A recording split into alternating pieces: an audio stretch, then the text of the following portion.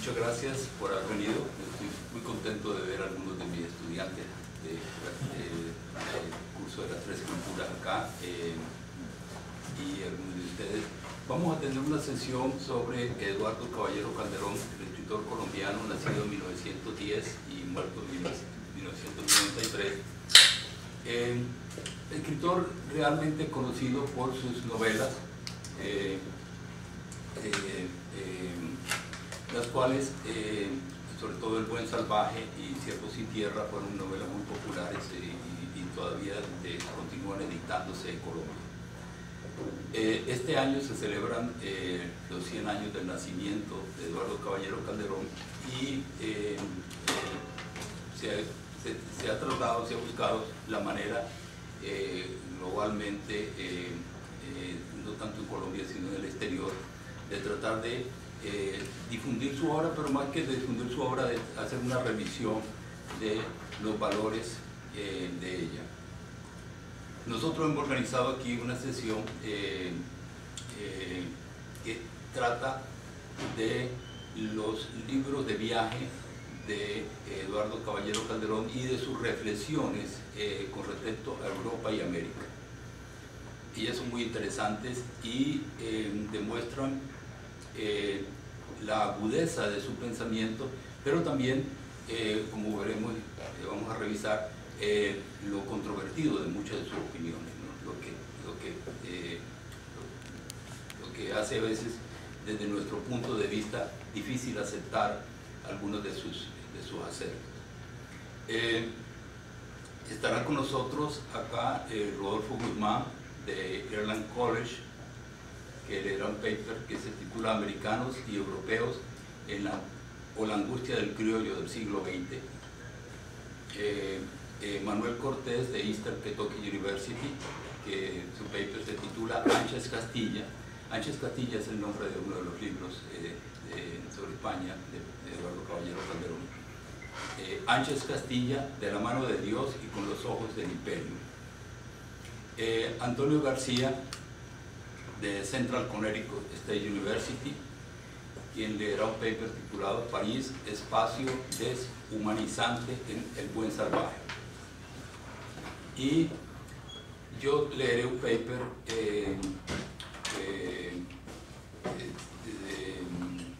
titulado Un caballero andante por América. Bien, en primer lugar,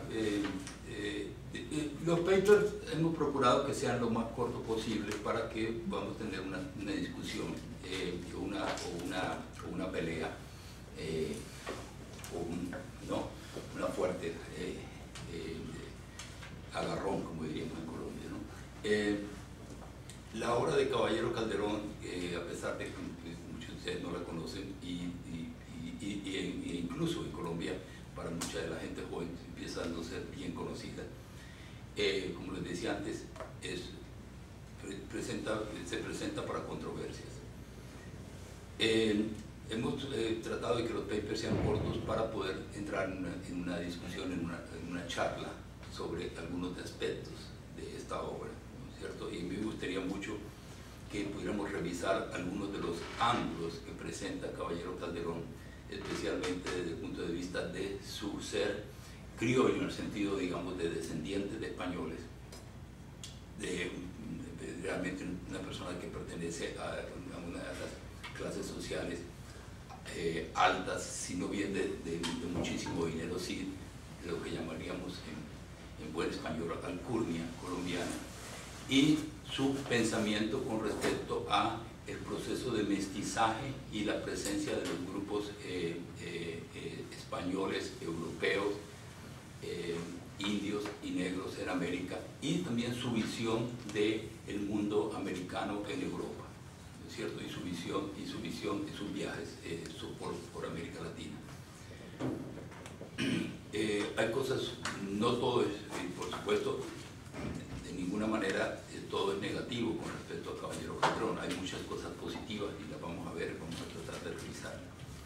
Entonces, en primer lugar, Rodolfo Guzmán de Earlham College estará con nosotros. Rodolfo es un investigador colombiano, ha publicado varios libros sobre la literatura colombiana y se especializa precisamente en literatura latinoamericana y colombiana contemporánea. Entonces, empecemos con Rodolfo Guzmán.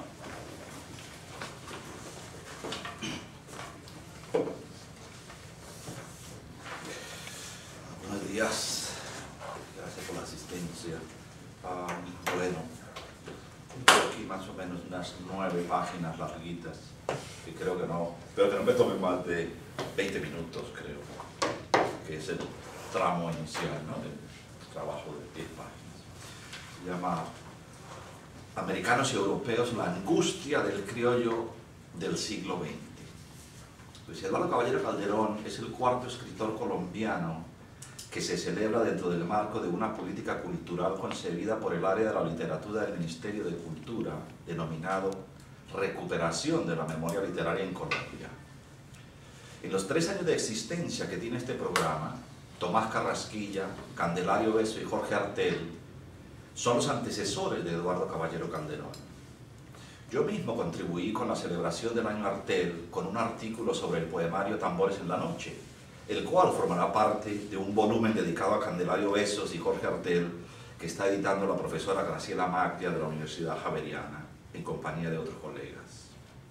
Por eso, cuando Armando Romero me llamó para invitarme a participar en esta mesa, la sorpresa fue múltiple. Primero, porque Armando nunca llama. Segundo, por ser Eduardo Caballero Calderón el 4º habitante de este mini canon de la memoria literaria que oficialmente se está recuperando en Colombia y que definitivamente es tan distinto a Candelario Besos y a Jorge Artel. Tercero, porque sin proponérmelo nuevamente estaría participando en el programa de la recuperación de la memoria histórica del Ministerio de Cultura, un proyecto desde luego bastante respetable, pero como es lógico, vinculado a los vericuetos de las políticas culturales estatales, asuntos que siempre me han interesado, pero como objeto de estudio, no como promotor de ellos. De todas formas, le acepté la invitación a Armando y lo hice por 2 simples razones. La primera, por la pura afectividad que en la memoria personal le guardo a 2 de las novelas más conocidas de Caballero Calderón, Siervo sin tierra y El Cristo de espaldas. Siervo sin tierra, o así me nació la conciencia social, es el moto que, parafraseando a Domitila Barrios de Chungara, yo le tengo a esta novelita que leí por allá en ese país extranjero, que es el pasado de mis primeras lecturas de preadolescencia. Ese país, hoy me doy cuenta, tenía un asombroso parecido con el país que poéticamente construyó José Emilio Pacheco en las batallas del desierto. Es decir, yo todavía no era un completo adolescente, me empezaron a gustar las niñas mayores, asistía a un colegio en Bogotá de clase media y media alta, y las conversaciones de los mayores sobre la historia del país y de los males de la clase política versaban sobre los mismos males que hoy tienen y que han tenido siempre desde la fundación de sus principales ciudades. Esto quiero decir, el mal de solamente invertir política y económicamente en función de imponer, reproducir y mantener unos privilegios sociales derivados de ciertos valores ligados al linaje y al acceso a la ciudad letrada. Siervo sin tierra y El Cristo de espaldas comprueban, a su manera, la presencia de este mal para la realidad social colombiana de mediados del siglo XX. Claro que esto no fue lo que pensé cuando leí por primera vez Siervo sin tierra. En lo que yo pensaba y en lo que todavía me acuerdo era en el horror que sentía ante la magnitud de la violencia, las soberbias humillaciones y la mezquindad de ese mundo al que era sometido y del que al parecer no tenía escapatoria el ingenuo, bondadoso y arquetípico siervo joya.